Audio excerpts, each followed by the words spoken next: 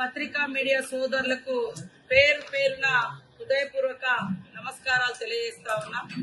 ఈరోజు నాతో పాటు ఈ ప్రెస్ మీట్ లో పాల్గొంటున్నటువంటి జిల్లా గ్రంథాలయ చైర్పర్సన్ రవిచంద్ర గారికి, మార్కెట్ కమిటీ చైర్పర్సన్ కళ్యాణి గారికి, కిసాన్ సేన జిల్లా అధ్యక్షుడు రాజేందర్ గౌడ్ గారికి, అదేవిధంగా మా మండల పార్టీ అధ్యక్షులకు చాంద్ గారికి, భగవాన్ రెడ్డి గారికి, బిఎస్ఎస్ చైర్మన్ రాము గారికి, కళ్యాణ్ మన సోదరులకు అందరికీ, వేదిక ఇంకా ఉన్నటువంటి వాళ్ళందరికీ ఈరోజు ములుగులో వాస్తవానికి ప్రజాపాలన, ఇందిరమ్మ పాలన, ప్రజాస్వామ్య పాలన సాఫీగా సాగుతున్నది.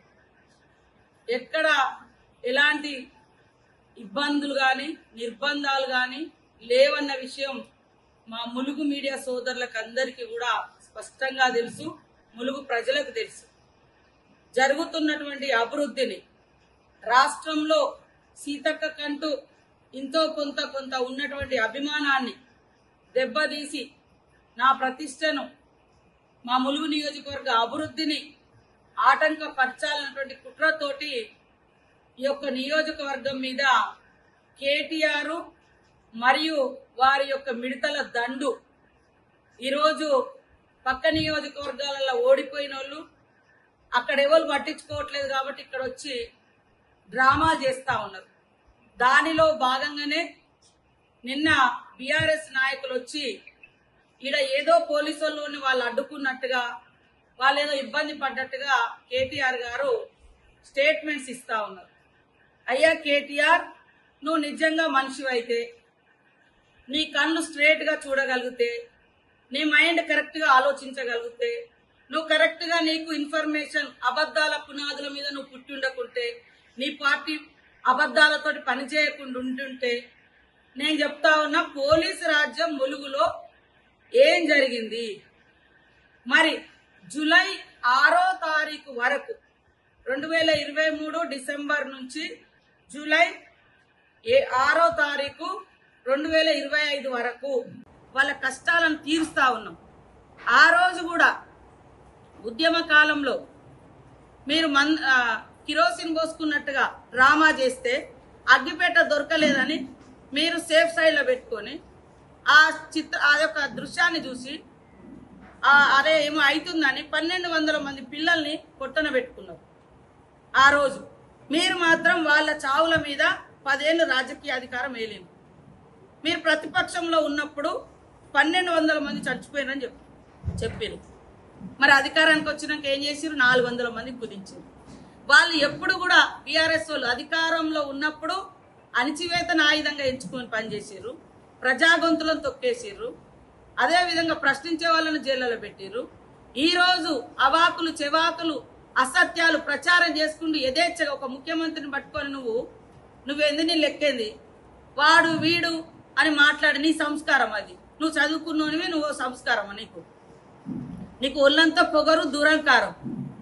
కాబట్టి ఆ రోజేమో తెలంగాణ ఉద్యమం పేరు పెట్టి రెచ్చగొట్టి ఇతరుల ప్రాణాలను బలిగొని వాళ్ళ శవాల మీద, వాళ్ళ త్యాగాల మీద మీరు పదవులు పొందారు.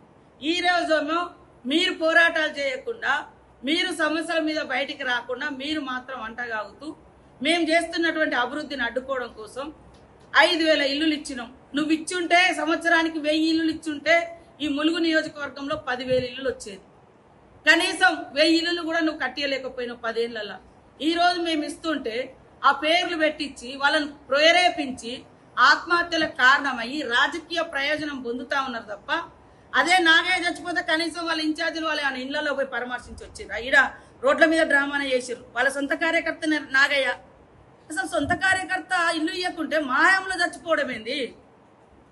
మీరేం చేసిరనేది అర్థమైంది కదా. ఆయన భార్యని అడుగు, నేను ఆయన పెళ్ళానికి 2010లో అంగన్వాడి ఇచ్చిన, నువ్వు ఇవాళ ఆయన ఆమె భర్తను పాడెక్కించు నీ రాజకీయం కోసం, తక్షణం గీయాలి. కానీ నాకు వచ్చిన 3500. దాంట్లో నేను ముఖ్యమంత్రి గారితో మాట్లాడి రాష్ట్ర వ్యాప్తంగా కూడా ఐటీడీఏలకు గతం నుంచి కూడా ఇల్లులు ఇచ్చిన చరిత్ర ఉంది మన ప్రభుత్వాలలో. బీఆర్ఎస్ అయితే ఐటీడీఏలను నిర్వీర్యం చేసేసారు.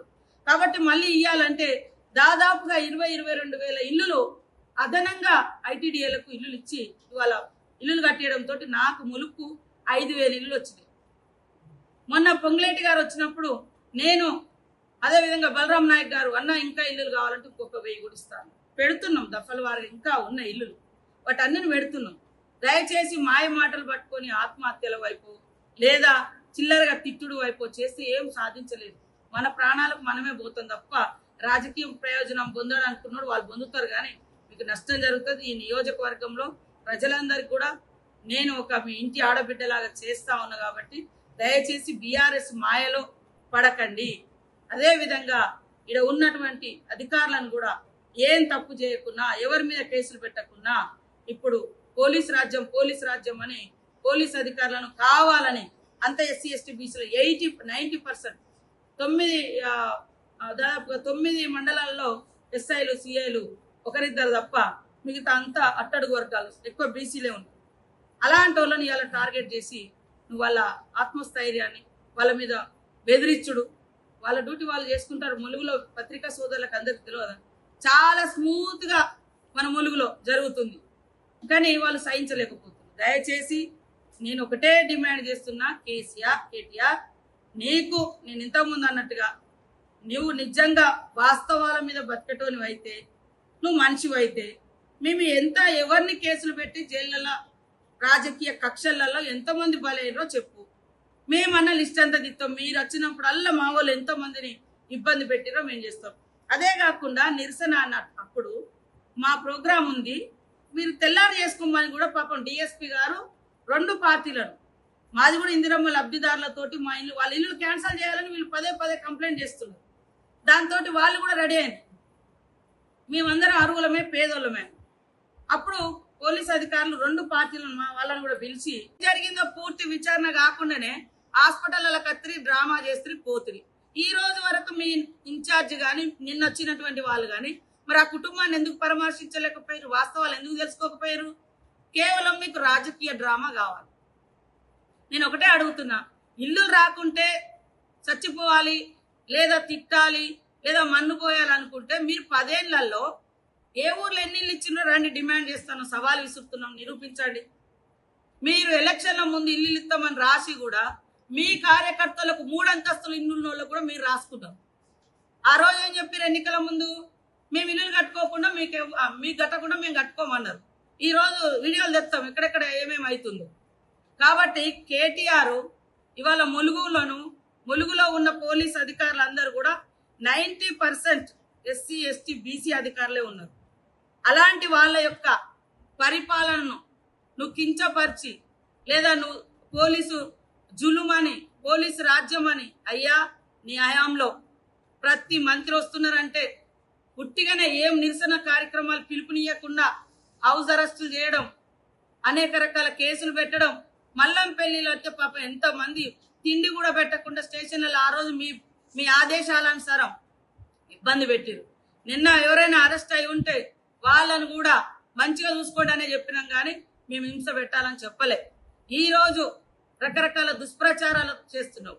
నీ హయాంలో అదే సిరిసిల్లాలో ఇసుక లారీలతో తొక్కించి చంపించింది ఎవడు వాడు అనేది ప్రజలందరికీ తెలుసు. అదే విధంగా మంతిల్లో రోడ్డు మీద 2 భార్య భర్తలు అడ్వకేట్ వాళ్ళని ఎవడు చంపిండనేది దేశానికంతా తెలుసు మీ హయాంలో. పాపం వాళ్ళు మా మల్లూరు టెంపుల్ కూడా అన్నదాతలుగా అప్పుడప్పుడు వచ్చి పనిచేసేవాళ్ళంట. అదే విధంగా మీరు ప్రజల్ని పొట్టను పెట్టుకున్న తీరు చూస్తే చాలా ఉన్న చరిత్ర. ఈరోజు వచ్చిర్రు, మీరు నిరసన చేసుకుంటా అన్నారు, చేసుకోమని చెప్పారు. కానీ వాళ్ళు ఒక మంచి కార్యక్రమం రాష్ట్రంలో ఇప్పటి వరకు ప్రైవేట్ కంపెనీలలో మోసపోయినటువంటి వాళ్ళకి ఎక్కడ ఇంత పెద్ద ఎత్తున నష్టపరిహారం ఇవ్వలేదు.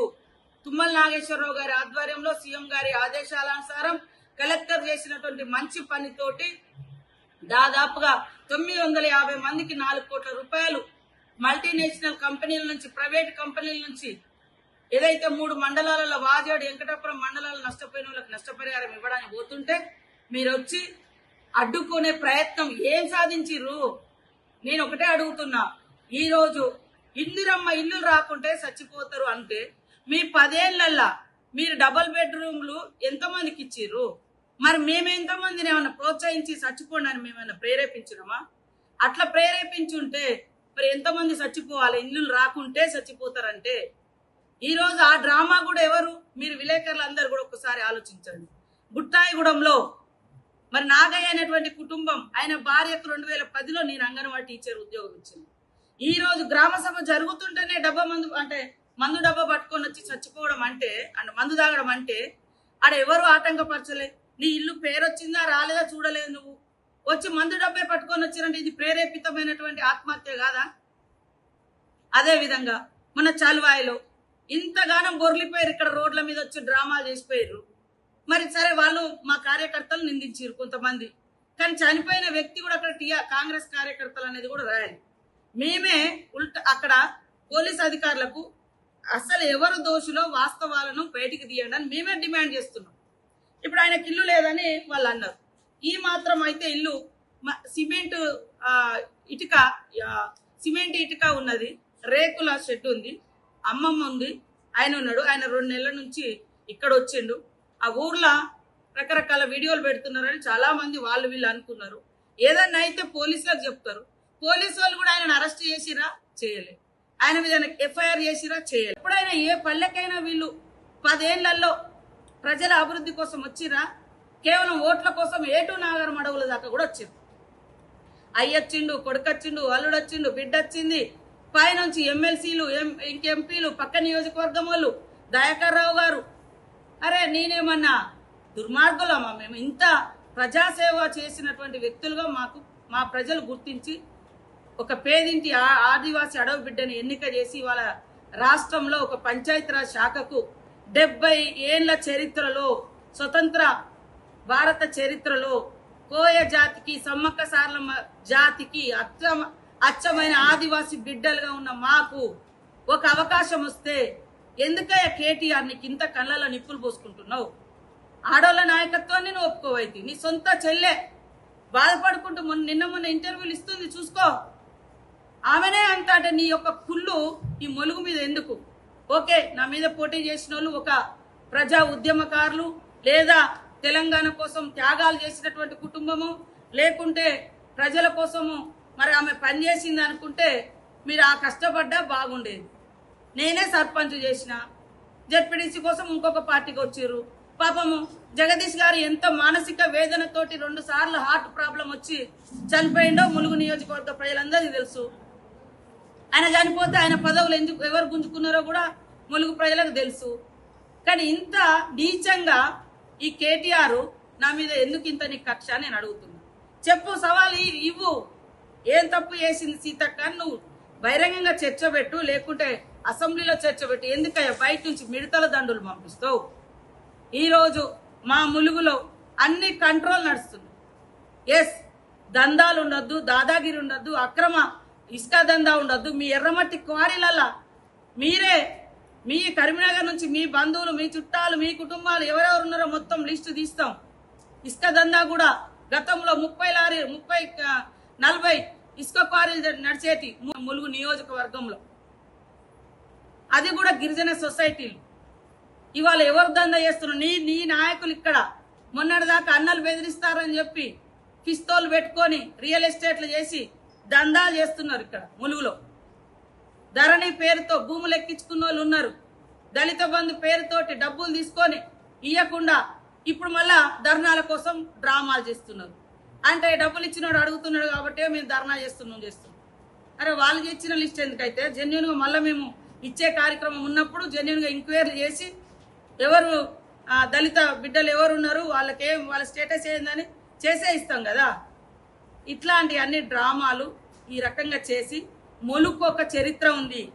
ములుగు ఒక ఉద్యమాల చరిత్ర, అది ప్రజల కోసం పనిచేసే చరిత్ర, సమ్మక్క సారలమ్మ చరిత్ర, కాకతీయ హెరిటేజ్ ఉన్నటువంటి చరిత్ర, అడవులున్న చరిత్ర, అమాయకపు ప్రజలున్న హిస్టరీ, ఈ యొక్క టూరిజం ఉన్న హిస్టరీ. దీన్ని రాజకీయ ప్రయోజనాల కోసం మర్చిపోయారు మిమ్మల్ని అని చెప్పి కేవలం ఎన్నికలప్పుడే వస్తారు వీళ్ళందరూ.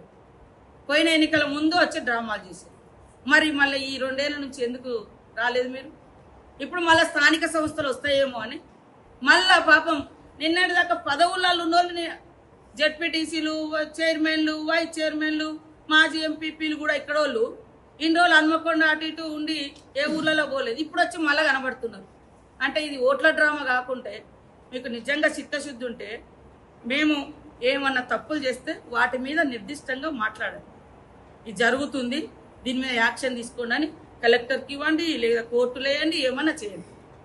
అట్లా కాకుండా ఇప్పుడు నిన్న పోలీసు వాళ్ళు మీకు నిరసన కార్యక్రమం చేసుకోవడానికి పెద్ది సుదర్శన్ రెడ్డి అర్ధరాత్రి వచ్చి మా కాంగ్రెస్ పిఏనే మళ్ళా పక్క నియోజకవర్గాలలో కాంగ్రెస్ పార్టీ ఎమ్మెల్యేల దగ్గర పనిచేసుకోండి ఇంట్లోనే దాచుకున్నారు. ఎంత దుర్మార్గం ఉంటుందో. కొంతమంది ఇక్కడేమో కాంగ్రెస్ అంటారు, టీఆర్ఎస్ అంటారు, పక్క నియోజకవర్గాల్లో పోయి కాంగ్రెస్ అని తిరుగుతున్నారు. మరి పక్కన పెట్టుకుంటోళ్ళకి లేదా? వీళ్ళు ఒక జెండా పెట్టుకొని ఇంకో జెండా పట్టుకో ఇంకో వాళ్ళతో పని చేయించుకుంటోళ్ళకి అంటే తిరగటోళ్ళకు లేదా అనేది ఇక రేపెల్లుండి మా నాయకులు మాట్లాడతారు.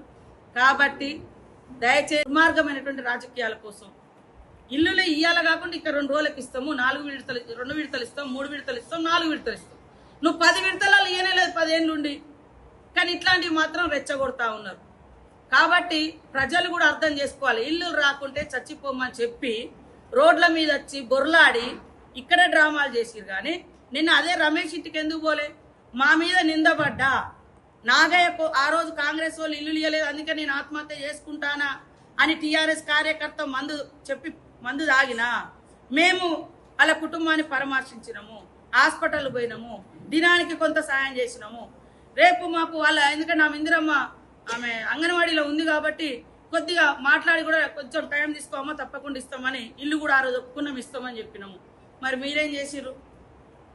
రాజకీయం మాత్రం బాగా చేస్తారు, కానీ ఎవరికేం ఆదుకులు లేదు. ఎందుకంటే అందుకనే నియోజకవర్గ ప్రజలారా, రాష్ట్ర ప్రజలారా వాళ్ళ అధికారం కోసం ఎవరినైనా చావులకు ప్రేరేపిస్తారు.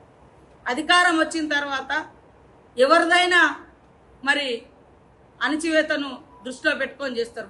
వాళ్ళ హయాంలో వచ్చినటువంటి మరణాలు చూస్తే ఇవాళ అడ్వకేట్ల కానుంచి మొదలు పెడితే సిద్దిపేటలో ఆటో డ్రైవరు శిలాసాగర్ రమేష్కు డబల్ బెడ్ రూమ్ రాకుండా ఆ రోజు మీ కౌన్సిలర్లే సిద్దిపేట కలెక్టరేట్లో అడ్డుకుంటే ఆయన పురుగుల మందు దాగి సెల్ఫీ వీడియో పెట్టి చనిపోయాడు. ఈయన రమేష్ గారు నిన్న చనిపోయిన అబ్బాయి మరణం మాకు కూడా చాలా బాధాకరము.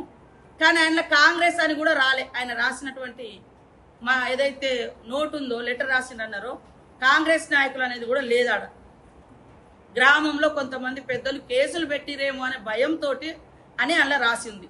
అసలు కేసు లేదు, ఎఫ్ఐఆర్ లేదు, పోలీస్ స్టేషన్ పిలవలేదు. సరే ఇంకా కూడా ఏం కారణాలు ఉన్నాయని మేము తెలియజేస్తాం.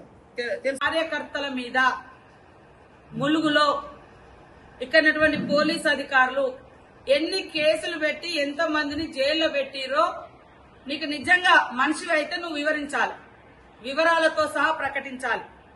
ఎంతమంది మీద ఎఫ్ఐఆర్ అయింది, ఎంతమంది జైలుకు పోయిర్రు, ఎంతమందిని మేము హింసించినాం, ఏ రకంగా ఇబ్బంది పెట్టినాం వాస్తవాలతో సహా రా. లేదా నేను సవాల్ చేస్తా ఉన్నా, నీ గవర్నమెంట్ లో అనేక మంది మీద మా కార్యకర్తల మీద ఎస్సీ ఎస్టీ కేసులు పెట్టి లక్ష్మీదేవిపేట కావచ్చు, కొట్లాపురం కావచ్చు, చల్వాయ కావచ్చు, ఇంకో కడ కావచ్చు, వివరాలతో సహా మేము వివరించడానికి సిద్ధంగా ఉన్నాం. కానీ నువ్వు ఎంతసేపు అబద్దాలను ట్విట్టర్లను ఫేస్బుక్లను చెప్పుకోవడము, లేదా ఇక్కడ జరుగుతున్నటువంటి అభివృద్ధిని మా నాయకత్వాన్ని డిస్టర్బ్ చేయాలన్నటువంటి కుట్రతోటి నువ్వు పాపం వాళ్ళని ప్రేరేపించి పంపించిన మీ వచ్చినటువంటి మాజీ ఎమ్మెల్యేల మనసంతా కూడా వాళ్ళ లోపల కూడా ఒకటి ఉంది. అరే ఎందుకు పోతున్నాము, కేటీఆర్ చెప్తాను అందుకనే పోతున్నామయ్యా అని చెప్తాము. కాబట్టి ఈ రోజు ములుగు నియోజకవర్గంలో శాంతి వాతావరణం ఉన్నది, ప్రజాస్వామిక పరిపాలన నడుస్తుంది. అందుకనే ఇక్కడ మమ్మల్ని డిస్టర్బ్ చేసి రాష్ట్ర వ్యాప్తంగా మమ్మల్ని పలుచన చేయాలన్నటువంటి నీ దురహంకారపు కుట్రలను ఈ రోజు ములుగు ప్రజలు, రాష్ట్ర ప్రజలు అర్థం చేసుకున్నారు. పోలీసు వాళ్ళు మా ధర్నా మీ ధర్నాలు ఉన్నాయని చెప్పి ఈ రోజు ఒక పోలీస్ యాక్ట్ అని పెట్టడం జరిగింది. అయినా కూడా నీ పెద్ది సుదర్శన్ రెడ్డి వచ్చిండు, నీ నాయకులందరూ, నీ రమణారెడ్డి వచ్చిండు, నీ ఇక్కడ ఉన్నటువంటి లోకల్ లీడర్లు వచ్చిండ్రు. శాంతియుత ధర్నా నిరసన చేసుకుంటామంటే గాంధీ విగ్రహం కూడా పర్మిషన్ ఇచ్చారు. అక్కడ చేసుకున్న వాళ్ళు చేసుకోకుండా మంత్రుల యొక్క కాన్వాయ్ని అడ్డుకోవాలన్నటువంటి దుర్బుద్ధితోటి వచ్చి ఇవాళ మేము ఆడ చేసుకుంటామని అర్ధరాత్రి వచ్చి ములుగులో పండుకోవాల్సిన అవసరం ఏమున్నది వాళ్ళకు, పక్క నియోజకవర్గాలకు. అదేవిధంగా కొత్తగూడెంలో అప్పటి మాజీ ఎమ్మెల్యే వనమ వెంకటేశ్వరరావు కొడుకు రాఘవేంద్రరావు బాధలు దాడలేక సూసైడ్ చేసుకుంటున్నామని కూడా చెప్పి చనిపోయారు. రామాయంపేటలో కూడా మున్సిపల్ చైర్మన్ మరి జితేందర్ గౌడ్ వేధిస్తున్నారని కూడా ఒక తల్లి కొడుకులు పద్మ సంతోష్ సెల్ఫీ తీసుకొని పెట్రోల్ పోస్తున్నారు. వాళ్ళ అన్ని వీడియోలు వచ్చినాయి, వీడియోలు పెట్టి చనిపోయారు. అదేవిధంగా పువ్వాడ అజయ్ బెదిరిస్తున్నాడని మరి సాయి గణేష్ అనేటువంటి యువకుడు ఆత్మహత్య చేసుకున్నాడని మనం పత్రికల్లో చూసినాం. నాగుర్ల వెంకటేశ్వర్ల పేరు మీద కూడా బాబురావు అనేటువంటి వ్యక్తి వీడియో పెట్టి ఈయన వేధిస్తున్నాడని చెప్పి చనిపోవడం జరిగింది. నర్సంపేట ఇక ఆయన చాలా ఎగరేసుకుంటా, జబ్బలు కాళ్ళు ఎగరేసుకుంటా అర్ధరాత్రి వచ్చి ఇక్కడ ఏదో డ్రామా చేసిండు. ఆయన దగ్గర 2022లో ఎక్సైజ్ ఆఫీస్ ముందు పురుగుల మందు, పోలీసుల వేధింపులు తాగలేక పురుగుల మందు తాగి మరి ఆత్మహత్య చేసుకున్నాడు. గజ్వేల్లో భూమి గుంజుకుంటే దళిత రైతులు నరసింహులు అనేటువంటి వ్యక్తి ఆత్మహత్య చేసుకున్నాడు. ఇట్లా చెప్పుకుంటూ పోతే సెల్ఫీ వీడియోలు తీసినాయి అనేకం ఉన్నాయి. కానీ ఇక్కడ ఏం పోలీసు రాజ్యం నడిచింది? ఎవరిని తొక్కేసిర్రు? మీ వాళ్ళను ఎవరిని అరెస్టులు చేయించినావు? ఎవరిని జైలుకు పంపించినావు? నువ్వు చెప్పాలి. నీ ప్రభుత్వం ఉన్నన్ని రోజులు రాష్ట్రంలో ప్రభుత్వ పరిపాలన లేదు, సామాజిక ప్రభుత్వం లేదు, కుటుంబ పాలన, కల్వకుంట్ల కాన్స్టిట్యూషన్ నడిచింది. ఈరోజు ఒక సీతక్క, ఒక ఆదివాసీ బిడ్డ, ఒక సింగిల్ ఉమెన్ చిన్నతనం నుంచి అనేక కష్టాలు పడి నేను ఈ స్థాయికి వస్తే ఇవాళ ఒక గొంతుగా తొక్కివేయాలని నీ సోషల్ మీడియాను దుబాయ్లో పెట్టి, అమెరికాలో పెట్టి తప్పుడు వార్తలు మా మీద రాయించి మమ్మల్ని మానసికంగా హింసించి మా నాయకత్వాన్ని మేము ఎదగకుండా తొక్కి పెట్టాలనే కుట్రలు ఎందుకు? కేటీఆర్ నీకెందుకు నా మీద? ఎలక్షన్ల ముందు కూడా నువ్వు 100 కోట్లు ఇక్కడ పంపించి బయట నుంచి ఇన్ఛార్జీలను పెట్టి ఓడించాలని ఎన్నికల కోసం మీరందరూ వచ్చారు. నా జీవితం తెరిచిన పుస్తకం. దాదాపుగా 20 ఏళ్ళు, 2004 నుంచి రాజకీయాలలో ఉన్నాం. ఎప్పుడు ఏ ప్రజలకు నేను ఎక్కడా కూడా హాని చేయలేదు. ఉద్యమాలలో ఉన్నా కూడా ఒక రేపిస్టులనే నేను శిక్షించిన కానీ ఎక్కడ ఎవరి మీద హత్యలు కానీ ఇంకొక రకమైనటువంటిదిగా విప్లవ ఉద్యమంలో ఉన్నా కూడా చేయలేదు. మేము శాంతియుతంగా మార్పును కోరుకునేటువంటి వాళ్ళు, మార్పు రావాలి మనిషిలో అని. ఇట్లా ములుగులో కూడా ఈ నియోజకవర్గ బిడ్డగా నన్ను ఎన్నిసార్లు ఓడినా గెలిచినా హక్కున చేర్చుకున్నారని, ఒక అవకాశం దొరికిందని, అభివృద్ధి చేయాలని వినూత్నమైనటువంటి అభివృద్ధి కార్యక్రమాలు చేస్తున్నాం. ఇవాళ రోడ్లు, జంక్షన్ డెవలప్ కానీ, టూరిజం డెవలప్ కానీ, సమ్మక్క సారలమ్మ కానీ, పల్లెలకు రోడ్లు కానీ, మార్కెట్లు కానీ, బస్ డిపోలు, బస్ స్టాండ్ ఇట్లాంటివన్నీ కూడా మేము తీసుకొచ్చి ములుగును అభివృద్ధి చేసుకోవాలనుకుంటున్నాం. మరి వీళ్ళేమో దుర్మార్గులాగా అడ్డుకునే కార్యక్రమం. మీకు చిత్తశుద్ధి ఉంటే చనిపోయిన వాళ్ళ ఇళ్లలో పోయి ఎట్లా జరిగింది ఏంది అని తెలుసుకోండి, నిజ నిజాలను బయటికి రానియండి. అది కానీ రోడ్ల మీద బొర్రుతారట, కనీసం ఆ కుటుంబాల దగ్గర పోయి పరామర్శించారు. ఇవాళ మాకు బలైనరంటే నాగయ్య మా కార్యకర్త కాదే, మీ కార్యకర్త. ఈ అబ్బాయి అంటే సరే వాళ్ళ కుటుంబం కూడా టీఆర్ఎస్ బ్యాక్గ్రౌండ్ ఉంది. రమేష్ వాళ్ళ మామో ఎవరో నిన్న ఒక మీడియా వాళ్ళకు బెదిరించినావు, మొన్న అంతకుముందు ఒక మీడియా ఆఫీస్ మీద దాడి చేసినావు. ఇది నీ దురంకారం. మా వాళ్ళు ఎవరైనా తెలిసి తెలియక తప్పు చేస్తే మేము సారీ చెప్తున్నాం.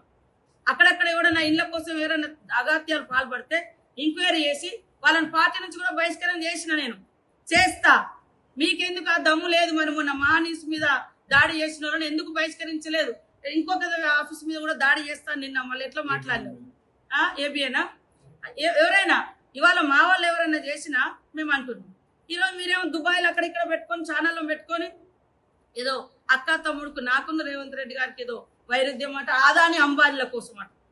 ఆదాని అంబానీ ములుగులో ఎంత దుర్మార్గానికి ఇంత అబద్ధపు నీచపు ప్రచారాలతోటి ఏం సాధిస్తావు? నాశనం అయిపోతావు నువ్వు అంతే. ఇంకా నేనేం చెప్పలేను. నాకు కుల బలము, ధన బలము, నా వెనక అన్నదమ్ముల బలం ఏం లేదు. నా నియోజకవర్గ ప్రజల బలమే ఉంది. నా దేవుడు సమ్మక్క సారలమ్మ దయ ఉంది. అందుకని నా నోటి వాక్యం ఎలక్షన్ల ముందు కూడా మీ మిడతల దండ వచ్చినప్పుడు, అరే నా ఎంబడి ఎందుకు పడుతున్నారా మీరు, నాశనం అయిపోతారన్న. తర్వాత ఇంకోటి ఏదో ఎక్కడో ఏదో ఒక ఫోన్ మా పిఏ చేసిన, అది భద్ర ఆంధ్రాకు సంబంధించిన వాళ్ళది. ఆంధ్ర గవర్నమెంట్, ఈ గవర్నమెంట్ టీఆర్ఎస్ ఉన్నప్పుడు అక్కడిక్కడ రాయబారాలు చేసిన ఆ లారీలో ఏదో మావాడేదో ఫోన్ చేసిండని దాని మీద నన్ను మొత్తం ట్రోల్ చేస్తే ఆ రోజు దుఃఖంతో నేను అన్నా నువ్వు నాశనం అయిపోతావని 2 రోజులకే నీ కుటుంబం నుంచి పోయి జైల్లో పడు అది నాది అంతే అంతకంటే ఏం లేదు చూసుకో వీడియోలన్నీ ఒక రోజు గట్ల ఇక్కడనే ఆ పార్టీ ఆఫీస్లో ఎలక్షన్ జరుగుతుండే చెప్పిన ఆ రోజు పడడానికి పోయి నువ్వు మధ్యలో బతికిపోయావు ఇంతకంటే ఇంకోటి ఏం లేదు కేటీఆర్ నువ్వు పెట్టుకుంటే నీ సమౌజ్జులతోటి నువ్వు పెట్టుకో కానీ ఒక ఆడకూతులతో ఇంట్లో ఆడబిడ్డను ఎవరైతే బయట ఆడబిడ్డల్ని ఎదుగని ఏవైతే నిన్న మా సీఎం చెప్తున్నాడు ఎస్ ఆడబిడ్డల రాజ్యాన్ని తీసుకురావడం కోసం నేను అవసరం 60 సీట్లు ఇస్తా గెలిపిస్తా అంటున్నావు నీ ఇంట్లో ఆడబిడ్డనే నువ్వు రకరకాల కుట్రలు కుతంత్రాలు చేసినావని బాధపడుతూ టీవీలో ముందుకొచ్చి ఏడుస్తుంది నా కన్నీళ్లతోటి నువ్వేం బాగుపడతావురా నువ్వేం బాగుపడవు నాశనం అయిపోతావు వాయిదా వేసుకోండి రేపు మంత్రుల ప్రోగ్రాం ఉంది ఒక మంచి కార్యక్రమానికి శ్రీకారం చుట్టారు చరిత్రలో ఫస్ట్ టైం మెడలు వంచి ఇన్ని 100 మందికి ఇల్లు నష్టపరిహారం ఇప్పిస్తున్నారని చెప్తే మేము అంగీకరించి ఈ రోజుకు మా వాళ్ళు ప్రోగ్రామ్ వాయిదా వేసుకున్నారు మరి మీరెందుకు వేసుకోవచ్చు కదా అప్పటికప్పుడు జరిగిన నష్టమే ఉంది ఆడ శవం ఉందా నిజంగా శవం ఉంది శవం అడ్డం పెట్టుకొని చేస్తే ఏదో మరి మీకు ఎక్స్పోజర్ ఎక్కువ దొరుకుతుందనో లేకుంటే ఇంకోటనో చేసిరంటే అదో లెక్క ఆడ శవం కూడా లేదు ఆడ కనీసం పోరు కూడా పోలేదు ఈ రోజు వరకు అక్కడ నిలబడ్డోళ్ళు పోటీ చేసిన వాళ్ళు కానీ గొడవ చేశారు అయినా కూడా నేను మళ్ళీ మీడియా సోదరులు చెప్తున్నా వాళ్ళు ధర్నా చేస్తామంటే ధర్నా చౌకు ఏది గాంధీ విగ్రహం కాడ చేసుకోండి ఇచ్చారు అర్ధగంట సేపు మమ్మల్ని ఇక్కడ ఆపిరు 2 మంత్రులను మరి అదే విధంగా కోదండరామరెడ్డి గారు మన వ్యవసాయ శాఖ కమిషన్ చైర్పర్సన్ తర్వాత విత్తనాల శాఖ చైర్పర్సన్ అన్వేష్ రెడ్డి ఆ కమిషన్ మెంబర్స్ అందరు కూడా ఇక్కడ అర్ధగంట 1 అవర్ దాకా మేము ఆగినాం చేసి వెళ్ళిపోతామని మళ్ళీ అటు పోయి మళ్ళీ ఇటు వచ్చి మళ్ళీ రోడ్లెక్కి ఎందుకంటే వాళ్ళని ఎవరు పట్టించుకుంటలేరు కాబట్టి అరెస్ట్ రోడ్డుకు వచ్చినట్టు చేస్తానన్నా అరెస్ట్ చేస్తారు దాన్ని హైలైట్ చేసుకోవాలా ఇంతే తప్ప ఇంకోటి ఏమైనా ఉన్నదా కాబట్టి చిల్లర రాజకీయాలు మానండి నిర్మాణాత్మకమైనటువంటి ప్రతిపక్షంగా మెదలండి అయ్యా కేటీఆర్ నీ చెల్లె ఎట్లా నీ మీద మన్ను పోస్తుంది నాతోటి పెట్టుకుంటే నువ్వు నాశనం అయిపోతావు ఇంతకంటే నేనేం అనలేదు నాతోటి పెట్టుకుంటే నువ్వేం బాగుపడవు ఎందుకంటే నేను నా దగ్గర అదొకటే ఉంది శాపనార్థం తప్ప నా దగ్గర నీ లెక్క కుల బలము ధన బలము అధికార బలము అహంకారము మరి ఏమి లేదు నేను సింగల్ నా ఒకగానొక అన్న కూడా ఉద్యమంలోనే చనిపోయాడు ఈరోజు నేను సింగల్ నా నియోజకవర్గమే నాకు అండ నాకు కుల బలం లేదు ధన బలం లేదు ఇంకో బలం లేదు జస్ట్ మంత్రినైనా నా ములుగు ప్రజలు దీవించడంతో నేను ఈరోజు రాహుల్ గాంధీ రేవంత్ రెడ్డి గారి ఒక సహకారంతో ఒక జనరల్ శాఖ పోర్ట్ఫోలియోలు 2 ఇచ్చి నన్ను మంత్రి చేసేది ఎందుకంటే నువ్వు కూడా గతంలో చేసినావు కాబట్టి ఈ శాఖకు ఒక ఆదివాసీ బిడ్డ నేను చేసిన పోర్ట్ఫోలియోను కూడా చేస్తుందా అనే కుట్ర నీలో కనబడుతుంది ఆ దురహంకారం నీలో కనబడుతుంది అంతే తప్ప ఇంకొకటి లేదనేది నేను స్పష్టంగా చేస్తాను అందరికీ నమస్కారాలు దయచేసి ములుగు నియోజకవర్గానికి మా మీడియా సోదరులందరూ అభివృద్ధికి సహకరించండి మా ఏం పొరపాట్లున్నా తప్పకుండా ఎక్స్పోజ్ చేయండి సూచనలు చేయండి మేము కూడా దేవుని బిడ్డలం కాదు ఇవాళ మా ఒక రిపోర్టర్ మీద ఏది తాడువాయిలో ఏదో వార్తలు రాసిరనో ఏదో వాళ్ళ మధ్య ఏముందో నాకు తెలియదు కొట్టిరని తెలియంగానే వెంటనే మేమందరం ఖండించి డిఎస్పీకి ఫోన్ చేసి ఎస్పీకి ఫోన్ చేసి ఏ చట్ట ప్రకారం అయితే వాళ్ళకి ఏ సెక్షన్స్ అయితే ఈ దాడి మీద వర్తిస్తే అవి పెట్టి కేసు పెట్టండి అని చెప్పినాం తెల్లారి అరెస్ట్ చేయించినాం కోర్టు దాకా పోయి వాళ్ళ జడ్జి ద్వారా అది ఏం జరిగిందో తెలియదు కోర్టు దాకా